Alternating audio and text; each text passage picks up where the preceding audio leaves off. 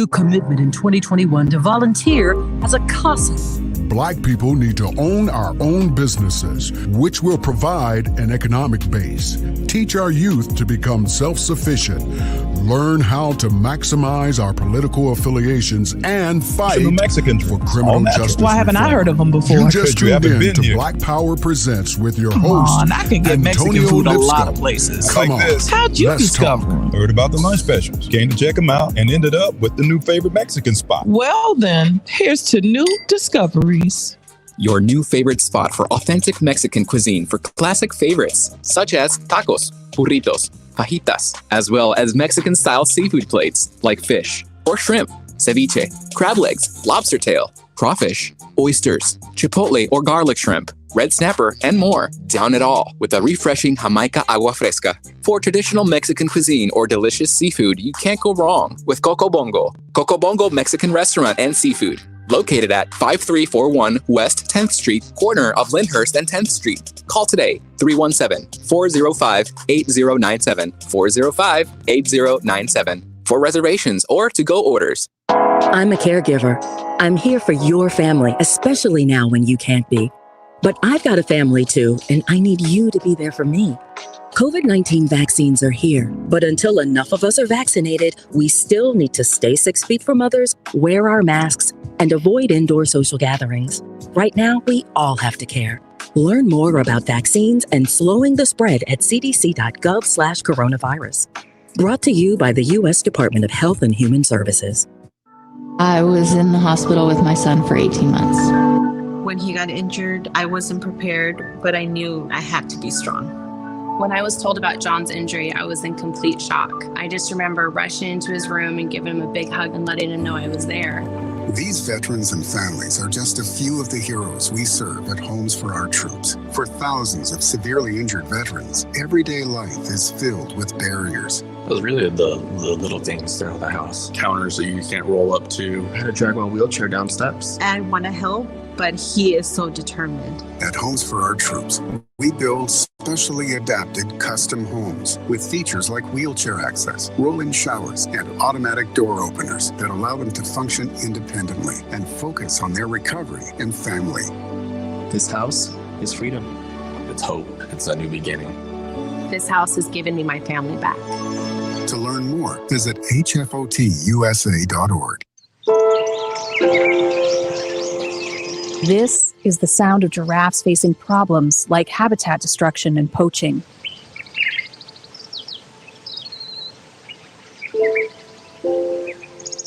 This is the sound of giraffes being placed on the endangered species list for the very first time.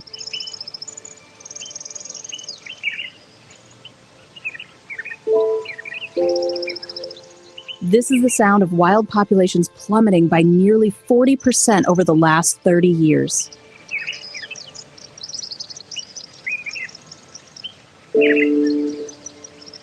This is the sound of a silent extinction.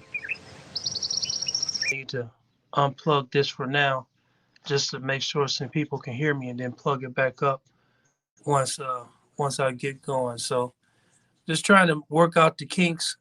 Let me see. I'm going to say, can you hear me? Give me a thumbs up if you can hear me.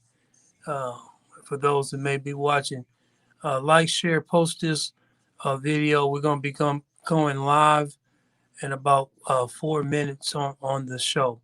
So I just want to make sure you guys can hear me and everything is okay. Let me see here. You want to call in? Feel free to call 317-239-1310. I believe the mic is on. Let me see. See if I plug this in here. Just in the back of the incredible power force known as the United States. We are the foundation upon which all American institutions depend, but they will never benefit us until we truly believe in our collective ability to effectuate change.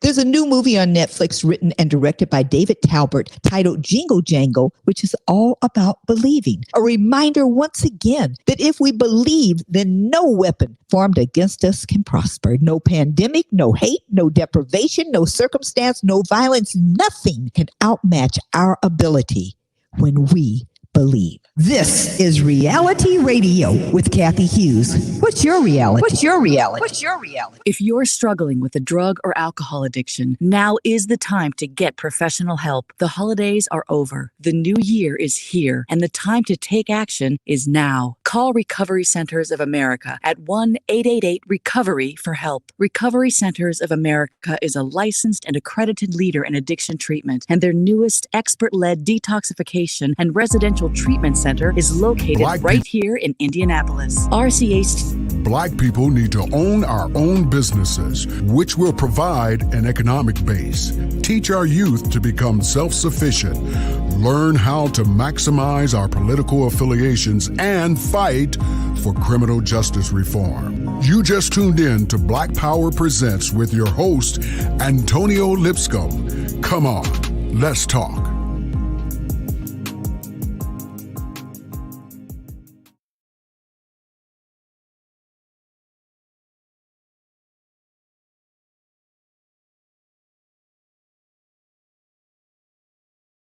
(485-3136). That's 800-485-3136. Uncle Sam has the power to make your life miserable. You could stop the collection process right now by calling 800-485-3136. When you call Benefits Tax Solutions, you'll get information on how you can reduce your back taxes, including penalties and interest. You could also be helped if you have unfiled returns, a tax lien, wage garnishment, bank levy, or if you have entered into a pay.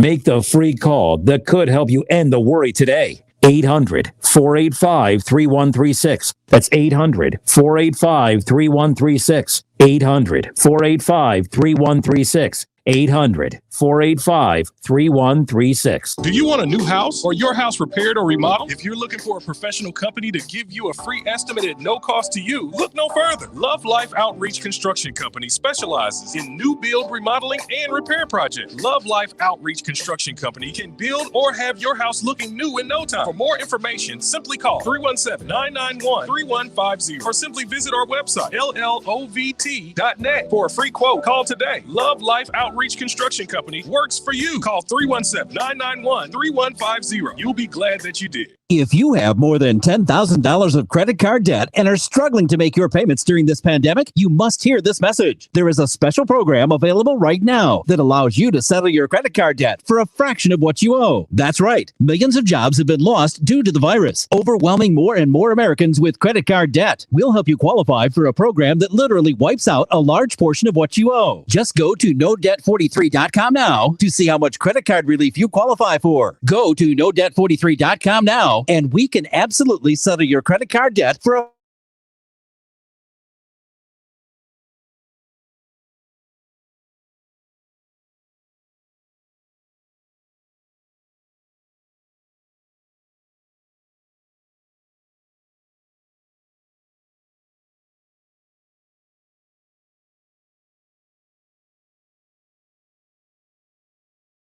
.43.com. NoDebt43.com. The following is a paid program. The views and opinions expressed are those of the sponsor and do not necessarily reflect the views of Radio 1, WTLC AM 1310, 92.7 FM, 95.1 FM, The Light, and its management.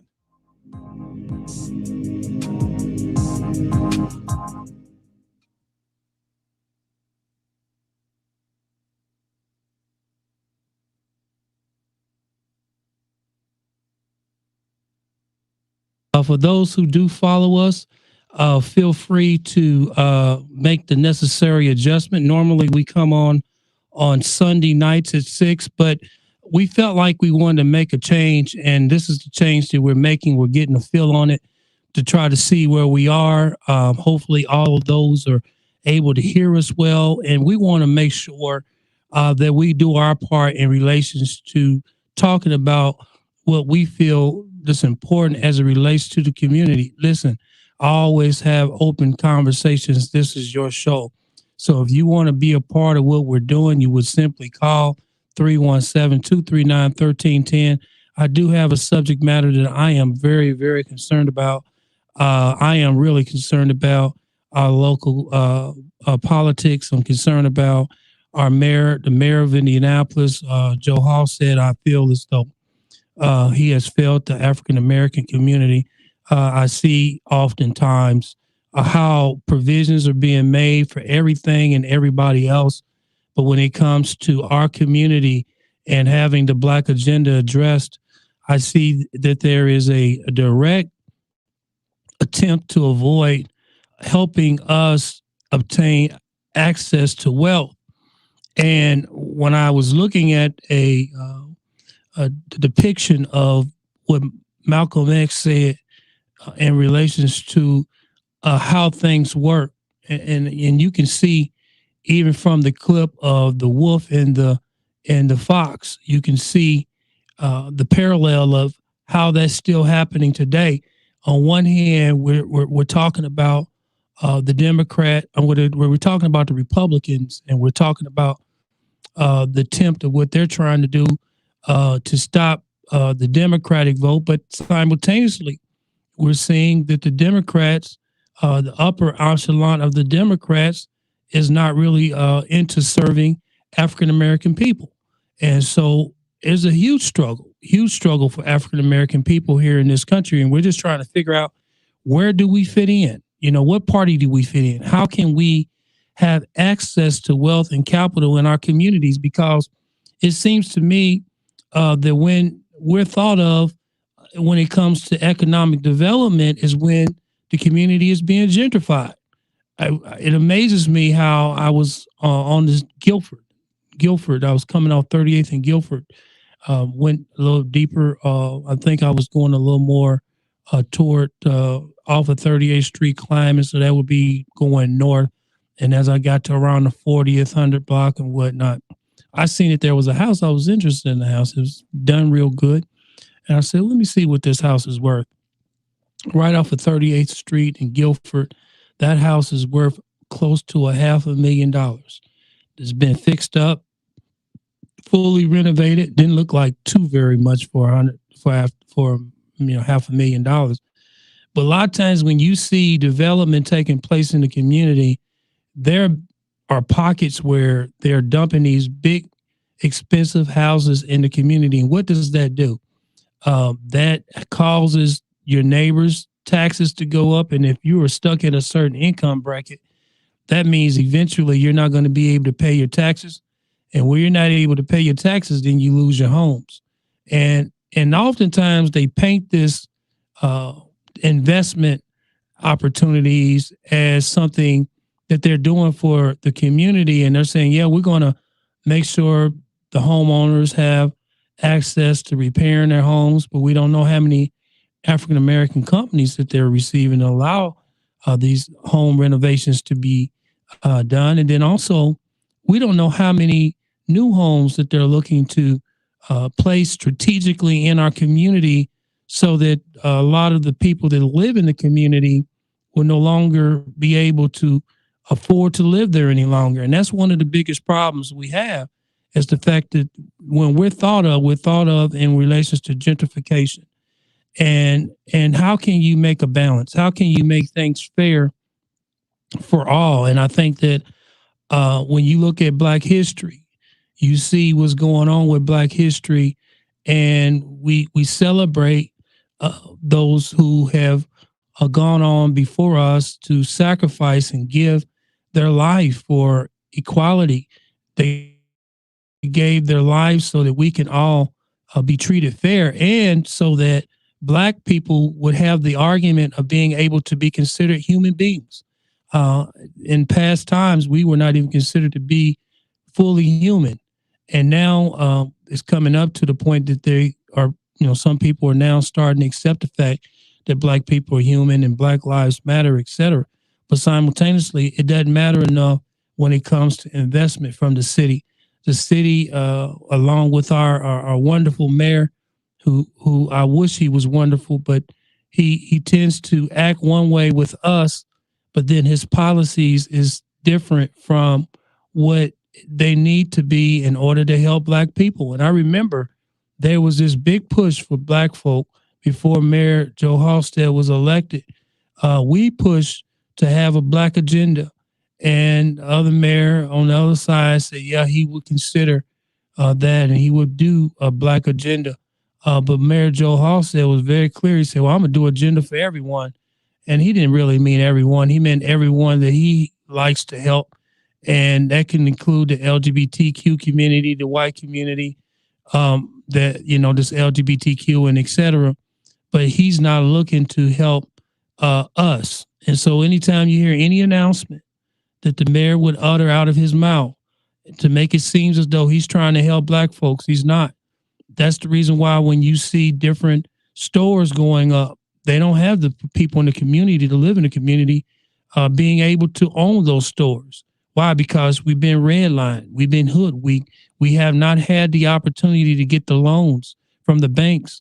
And so therefore, because we can't get those business loans, we can't get those fair residential home loans and whatnot, things are done different for us. So with that in mind, I just want us to keep in mind that we need not to believe the hype. Some of us are fighting so very hard for the Democratic Party. But truth be told, we did the same thing with Barack Obama. And he even made the statement, you know, if you don't get with the House and the Senate and make sure that whatever you're trying to do as far as your agenda, your black agenda is moving forward, then guess what? The same thing that happened with Barack Obama will happen with the same current president and the vice president that we have today. So don't think that because when we're fighting for the Democratic Party and we're trying to expose the Republican Party, that includes you. That don't include you. A lot of times when they think of us, they think of the LGBTQ community. Why is it every time I see a documentary when it comes to the fairness of black people that I have to see a gay black woman representing black people?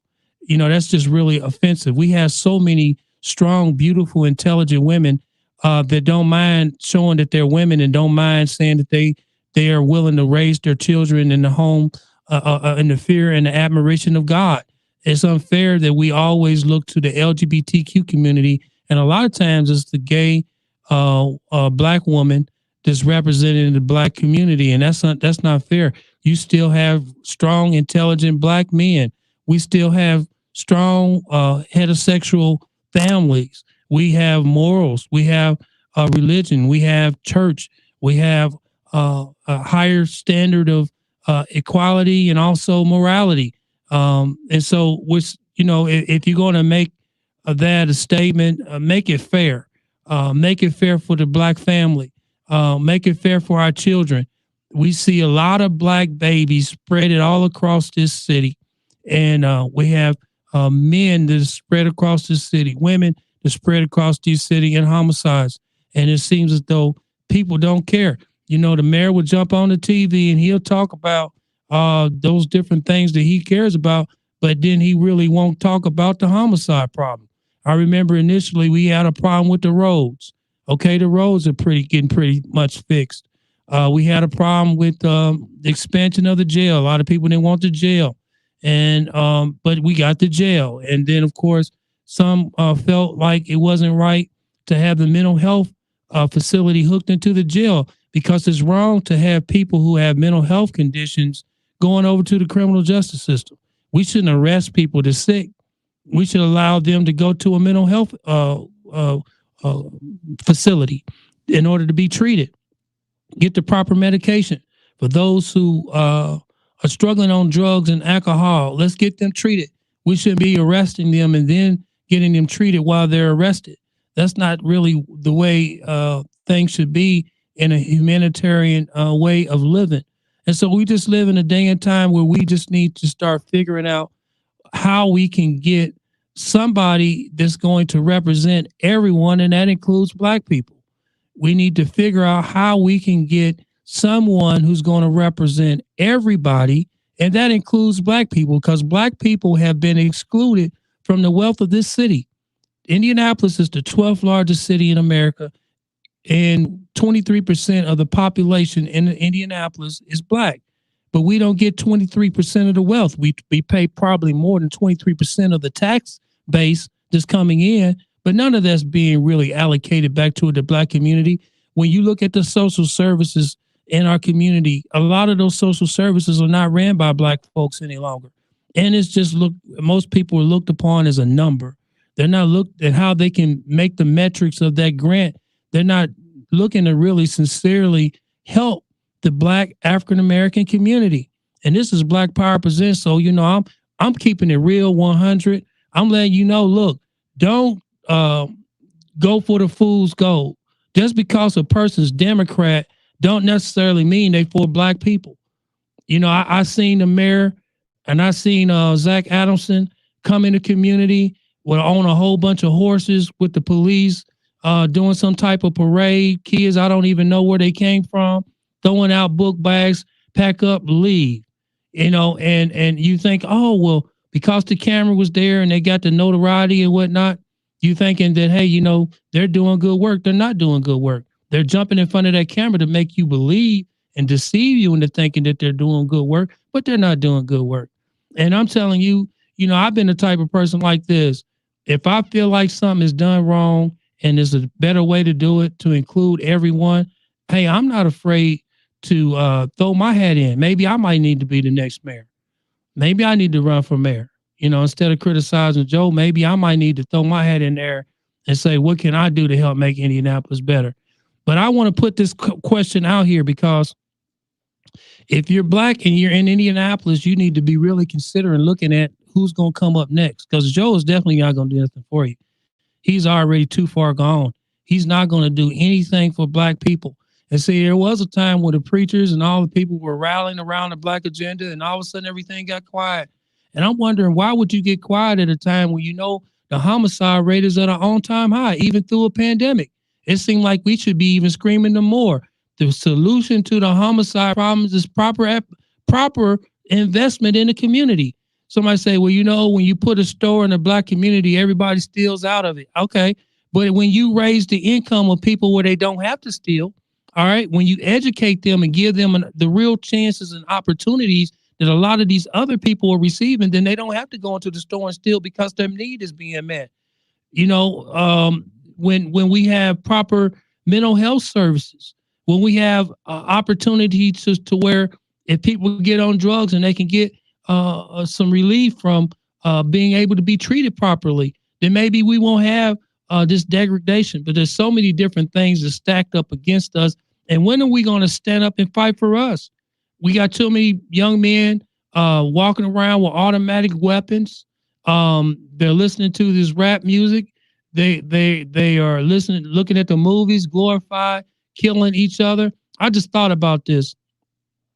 What other genre of music can you think of where they are allowed to, or they produce in masses of their race being killed? You don't hear any Chinese rap where Chinese people are talking about killing each other. You don't hear no country music saying, hey, we're going to go down by the riverside and we're going to shoot each other. But look at the massive amount of rap that's being created. So we are brainwashed into thinking because it's got a good beat and we can dance to it, that it's right for us to allow the messaging of another Black man killing another Black man. And now it's going to the point that now the women are start saying, well, let's kill each other. So now we got the men killing the men, the women killing the women. Who's going to raise the kids? And so, and then how are the kids going to think about life? That's the reason why we need the church. We need the church back. We need the Black church back, standing up, not deceiving people. If you're going to tell everybody to go vote, I just heard them say, well, they're going to try to step souls to the polls. Well, we run into the polls to vote Democrat and we are being slaughtered. We're going to the slaughterhouse because the Democrats really are not looking to help us. They're not. And I keep screaming this and people are like, oh man, what is Antonio saying? I love the Democrat. What have the Democrats done for you? When have the Democrat Party set aside money for Black folk to be able to own something? They do it for everybody else. Then they might say, okay, well, we set aside some money, but that money is not set aside primarily for you. They'll use and manipulate that money. The $3 million they talking about, they included to go into Martindale Brightwood. They'll take that money and use that money manipulatively, not to necessarily help those that are in the community. They use it to help the white and the gay. You know, let me show you this. Let me share with you this. Zach Adamson, which is my city council person, never gives me a hand up. I am shut out on every level. Why? Because I'm so honest and I tell the truth. When you see that gay flag in the hood, you know the streets are going to get fixed. You know that mom and pop stores are coming from the south end of town on through to the near east side. You start seeing expensive houses being built, and they're moving it further and further up. So when you think about Black history, where do we live and we fit into that area of history? When you think of, you know, I was thinking about when you think about Black history, you're thinking about some of the main pioneers of Indianapolis. I'm thinking about on Indiana Avenue, the hair lady. I'm trying to remember her name. I just watched the movie where she was the first female Black millionaire. There was I forget her name. Madam C.J. Walker. Thank you, Miss Producer. Madam C.J. Walker, first Black woman millionaire, right? And you go down on Indiana Avenue and you look at where she used to be. Do you not know Black folks don't own none of that? We don't own none of that. Where is the generational wealth being passed down to the Black community so that we can be prosperous? And that's so sad. Listen, I do not want us to look back and see how bad we have been abused because we have given our power to parties that don't care nothing about us. And it's a political problem. And, you know I've been advised not to be honest and tell the truth. I've been advised not to share my truth. But, I pay my own way on this radio station. And so I have a right to express what I truly believe in. And I know that there's a problem and we need to see the problem for what it is. We need to be honest and say, okay, in my district, District 17, only 3% of the people are gay. Well, why is the white gay people and others, white folks, able to come in the neighborhood where we live, where we own our houses, and take over? They have the businesses where we go shopping. And there's another problem. We got to be willing to shop with one another. When we have a business, we have to be willing to share our wealth and purchase products from people who look like us. If we're not willing to support and help each other, there's no way we can really turn this problem around. Well, I've been talking for a while. I'm about ready to invite some callers in. If you want to call in, my number is 317-239-1310. I want to hear what you got to say. My thing is, I want to hear who wants to, what do you want out of a mayor? That's my question for you. When you call in, my question for you, what do you want out of a mayor? We got to start looking for a mayor that cares about the community, cares about all communities, and that includes the Black community, instead of gentrifying our community. And I'm saying, what do you want in a mayor? What type of mayor do you want? 317-239-1310. Because right now, Black folks are being taxed, but we're not being represented. We're being taxed, but we don't have any representation. We have, people fighting for us. Black Caucus, I believe, is fighting for us. Some of the leaders are fighting for us in certain places.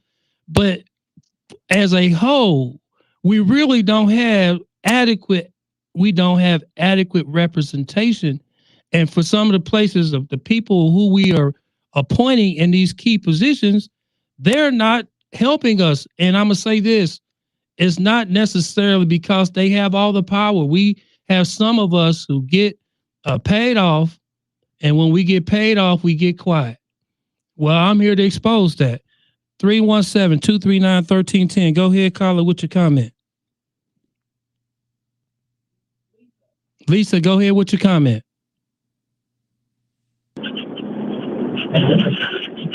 Lisa, Hello? Lisa, are you there? Hello. Hey, Lisa, are you there? I am. Can you hear me? Wait a moment. I'm driving. Let me pull over. Okay. We'll call back. We'll take you when you get pulled over. Okay, I'm pulled over. Okay, Larry, go ahead with your comment. Hey, Larry, go ahead with your comment. You're on Black Power Presents. I'm glad to hear you out there, Anthony, and I will help you if I can. And I believe everybody should help you to keep your program going and keep it where it's going to be independent, because we really need you and people like you to come on and tell what's happening with these CDCs and other things that come into Black communities as first to help. But they're nothing but sentinels to collect information and hang paper on people so that they can move them out easily. I went through the same thing. I got a whole story, court cases and everything that I had to fight them all, but I came out smelling like a rose. But the thing about it is, we need to expose these people that are running us down. And the Democratic Party, all they do is come around and try to grind us into the ground and keep us dependent on them for everything. And the people at the top of the food chain, they're the ones that's giving them permission to do it. I mean, they are giving them permission to do just what they're doing to us now, because they say we're going to have diversity programs. That's nothing happening. They need to take that money and set up industrial training schools. But they're not going to do that because they want our kids to be in prison. Thanks, Anthony. You sounded good, buddy. Oh, thank you so much, Larry. I appreciate your call. And there's one time that I think me and Larry totally agree with one another. Here's the thing I would say. Lisa, you can feel free to call back in at any given moment. We want to hear from you. But here's what I want to say. I'm tired of us hoping and praying what someone else will do. We are 23% of Indianapolis. We can come together collectively and make a difference. I mean, we can. We don't have to depend on everyone else and hope and pray that things will turn around. We have to be willing to turn those things around. I see you, Lisa. You're back with us. Go ahead. You're on Black Power Presents. Go ahead with your comment or question. Okay. You have made several statements. Now, I can understand having a problem with this mayor, but to just have to brush the whole Democratic Party with you saying that the whole party, there's something wrong with it, I have a problem with that for the simple reason.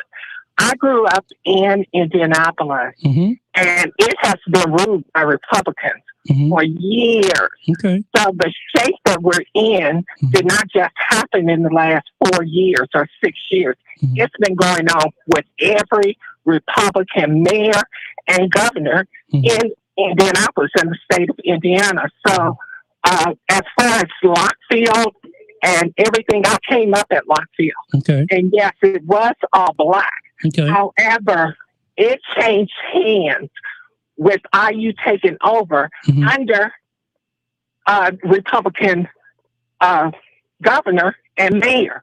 So just to make a paintbrush that all Democrats are this way, it's really unfair.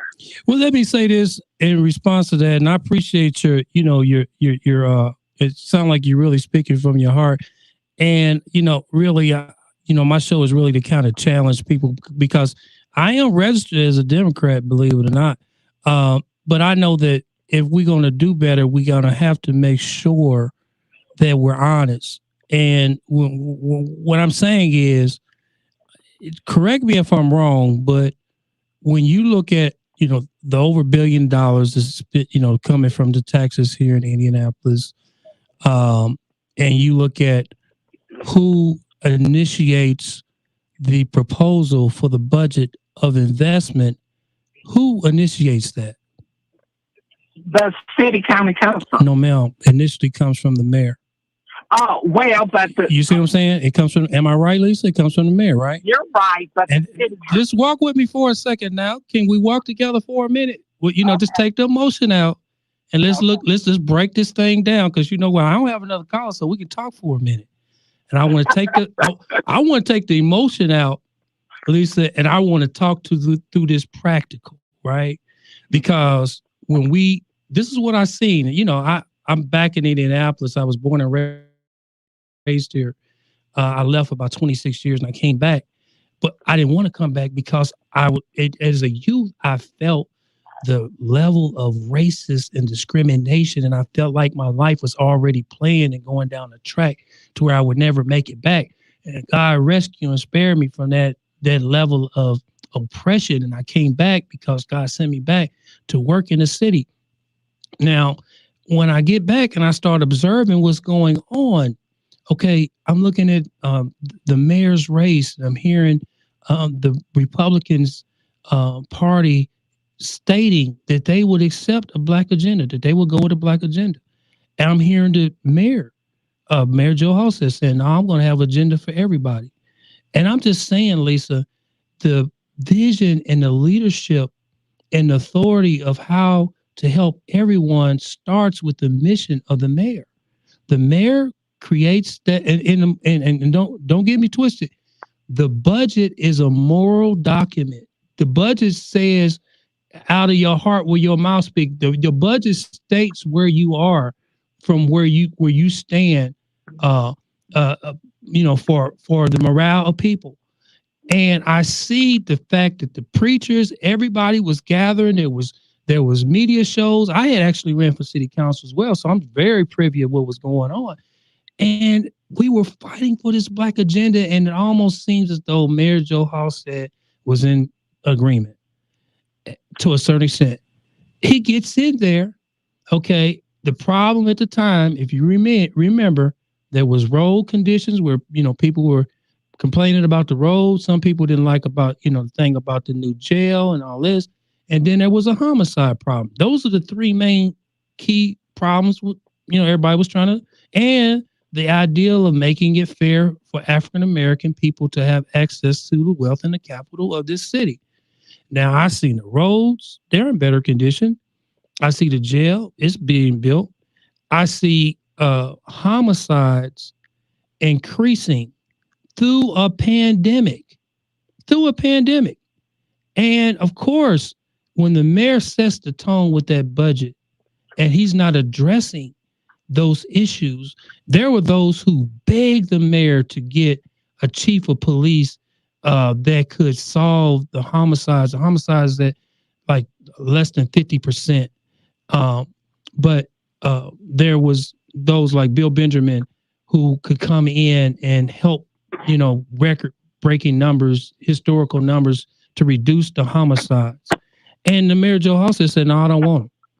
And so what I'm saying is, when you have a mayor and it seems as though he has this level of discriminative practice that he has and speaks from his moral document of the budget, and then it goes over to the city council, there may be those that are Democrats that want to kind of stand up, but they don't.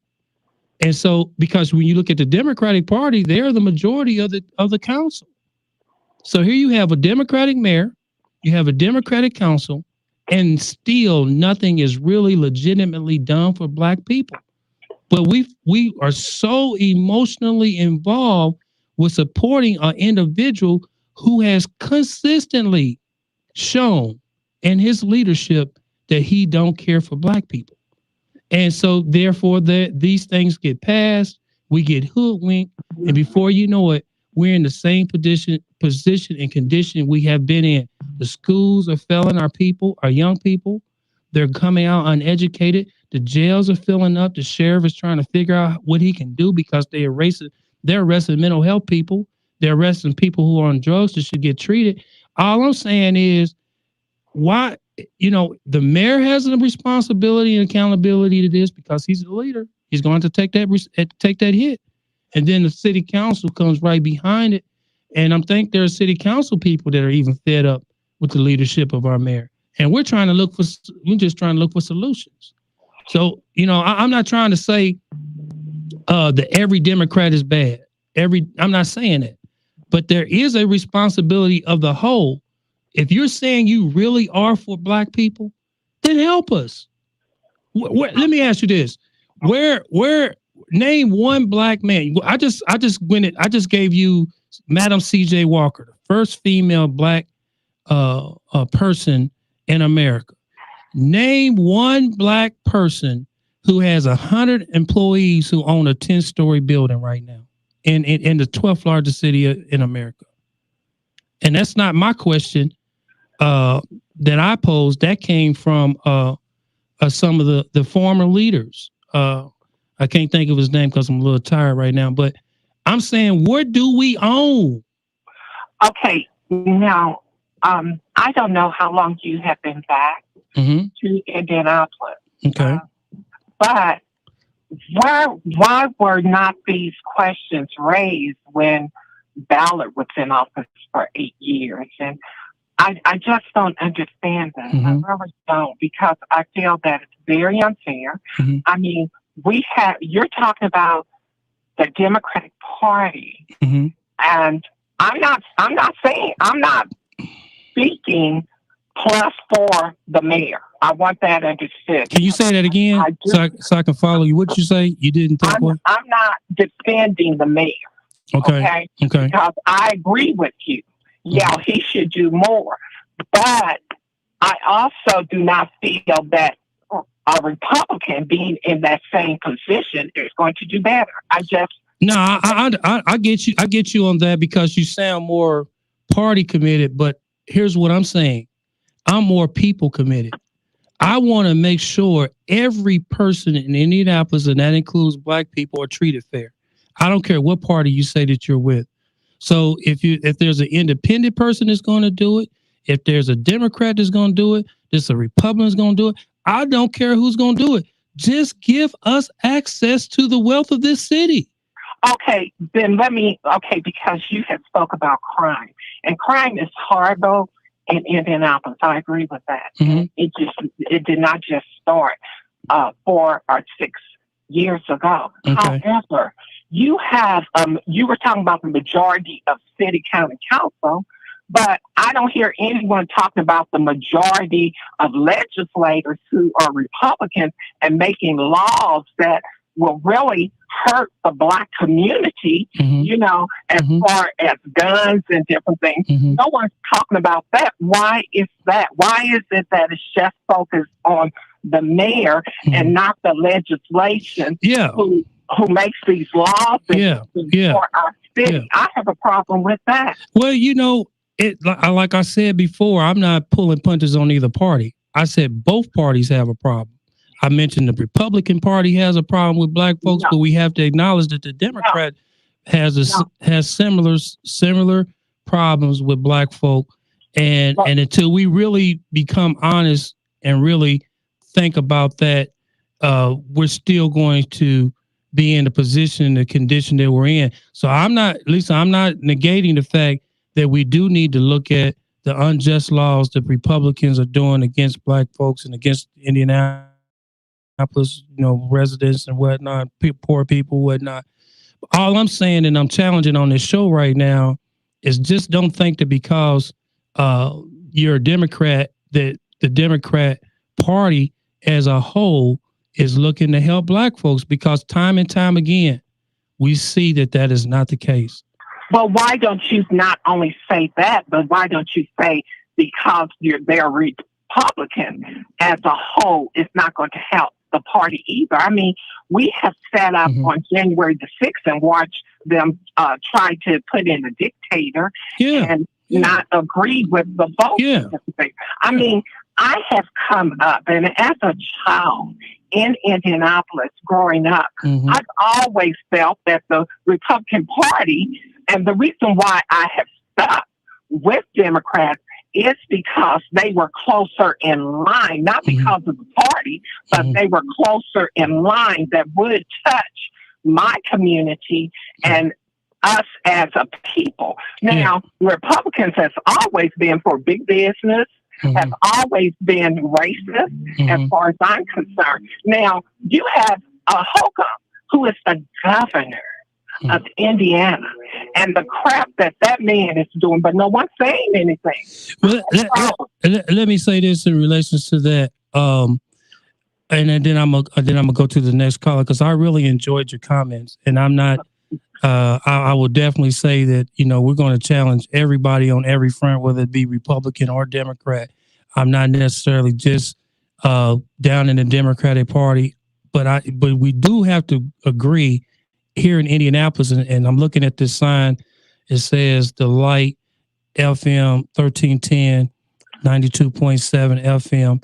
And when I see that show, it kind of reminds me of Amos Brown, the late Amos Brown. I think the last time I talked with Amos, he said, make sure you deal with your own backyard before you can, talk about all the other 91 counties. And so I live here in Indianapolis, and I'm going to respect the late great Amos Brown and agree with him. Let's clean up Indianapolis. If we can clean up Indianapolis, which is the 12th largest city here in America, then and is 1/3 of the state. If we can clean up that, then I think then we can then start challenging those other parts of the state. But I really enjoy. I can hear you don't like me talking about your Democratic Party, but but listen, I appreciate you staying on with me just so that we can, we can talk and we can, be honest with one another. And let me say this to you. I'm for who's going to help us. We have too many, when you think of that woman that got killed, the 6 killings, then you look at the 9 killings that happened before. I mean, Black people are slaughtering one another here in the city. I agree. And we need to figure out how we can get some help.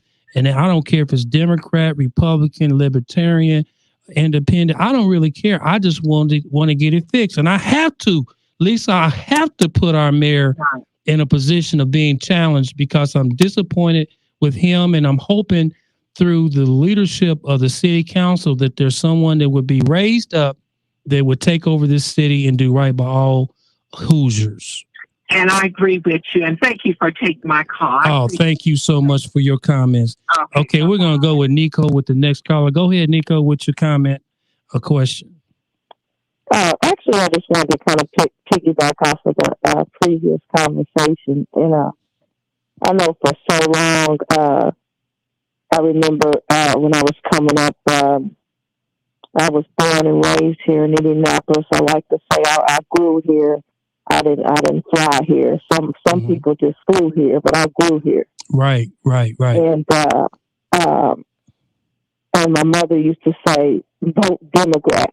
And what she was saying was, vote straight ticket. Right. But as I grew, you have to understand what that means. And you have to understand the agenda of whatever party. It serves no one any purpose to just vote Democrat or just vote Republican. Right. Just vote Libertarian or just vote or whatever. Right. Can I ask you a question, Nico, real quick? Uh-huh. If I was to be your mayor, what would you want in a mayor?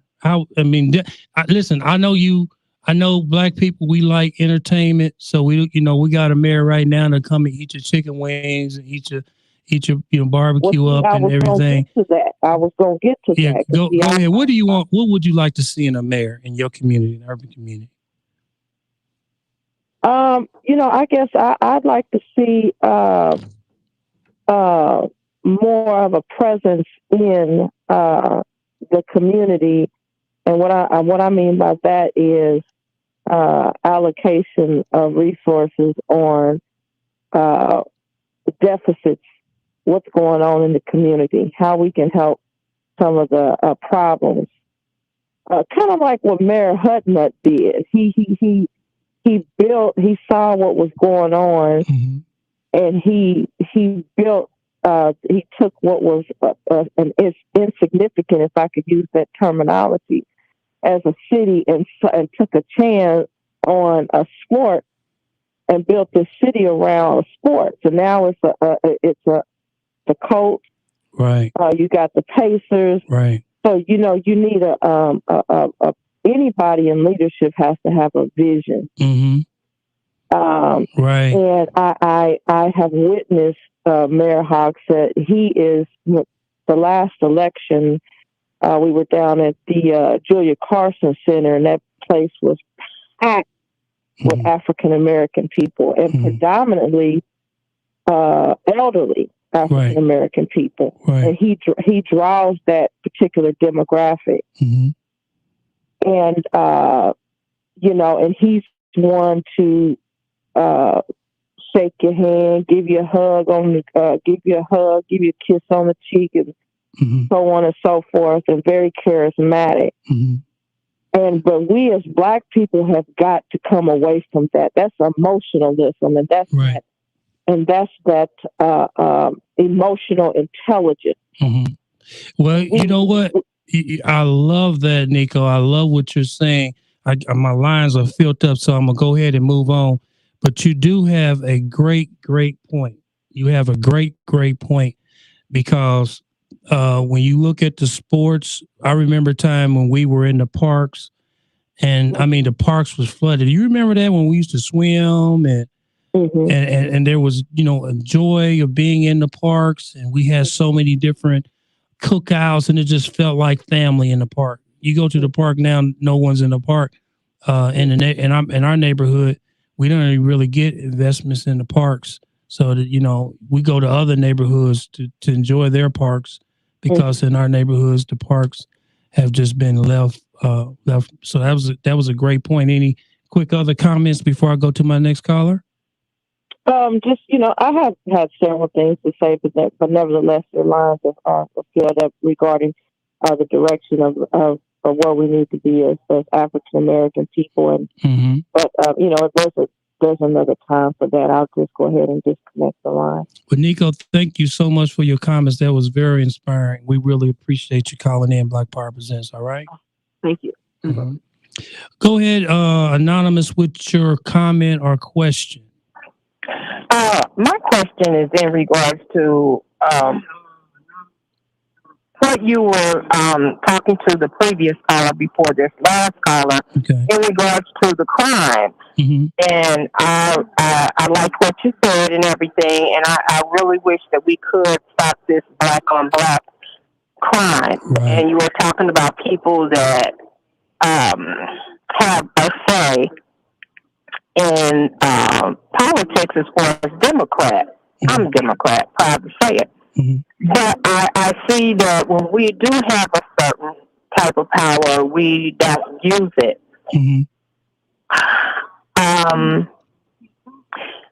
That goes back to slavery, that mentality, that slave mentality where you're afraid to say anything, even though you have the power to choose it. However, you got some people like myself, I would be able to do that. I did that on jobs that you get around that table and nobody else wants to say anything. Right. So, it's strength in numbers, but it takes me back to that slave mentality. And that's what it is. And I hate that. I hate it. We've come such a long way, and then people don't utilize it. You are so right, Anonymous. You are so right. Thank you for saying that, because we have, excuse me, we have so many people that are thinking how we're thinking, but they're afraid to stand up and utter the words of truth. And what I've learned, especially being a pastor in this city and having a responsibility to preach and teach truth, that I am obligated from my own religious conviction to stand up and say something. And and when you look at it like this, a lot of times people in this city, they don't want to pay the price. But when you look down through history, and this is Black History Month, you can see the price that people paid in order for us to be where we are.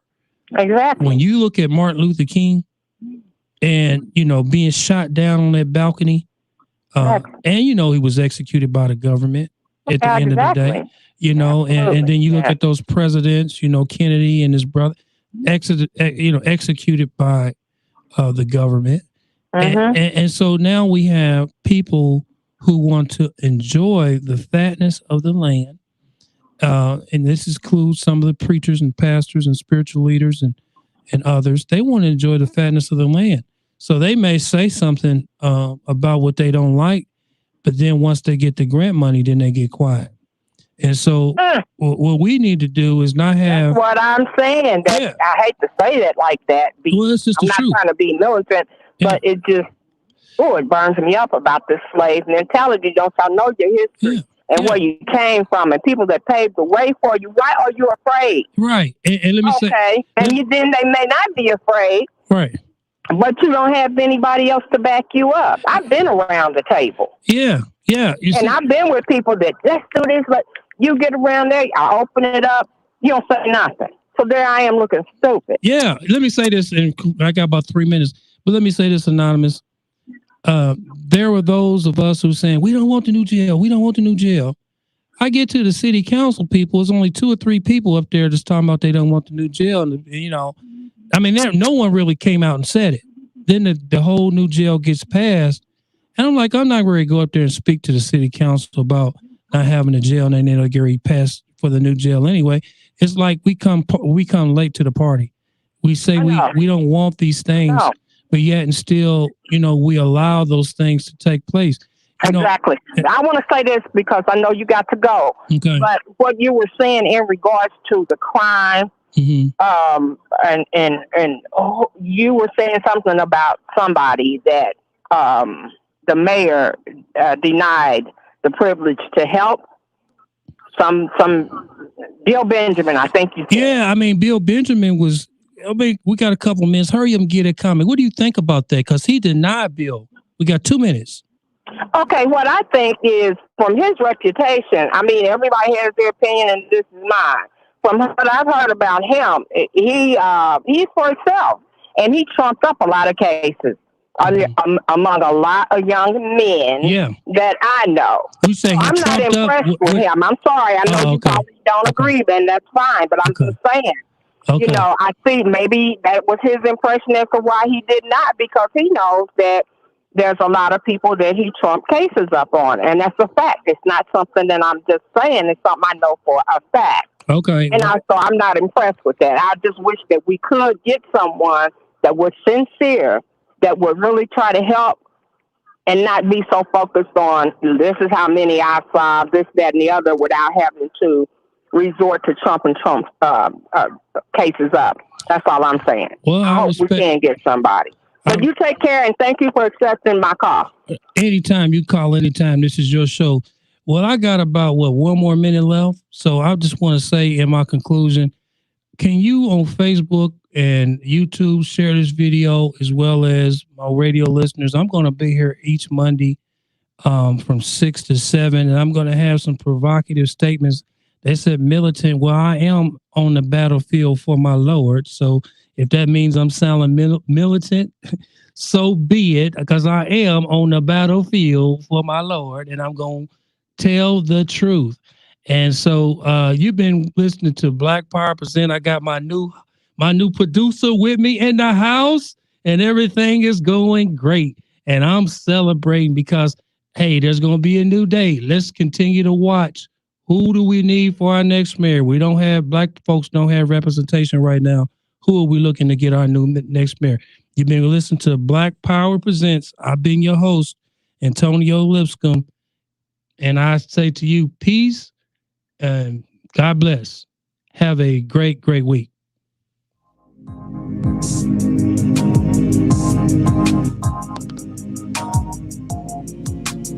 You have been listening to Black Power Presents. We hope that you've been enlightened today. For more information about our sponsor, Minority Contractors Collaboration, and our radio program, please contact us at 317-991-3150. That's 317-991-3150. Or contact our host, Antonio Lipscomb, via email at antonio@mccindiana.org. That's Antonio@mccindiana.org. Thank you for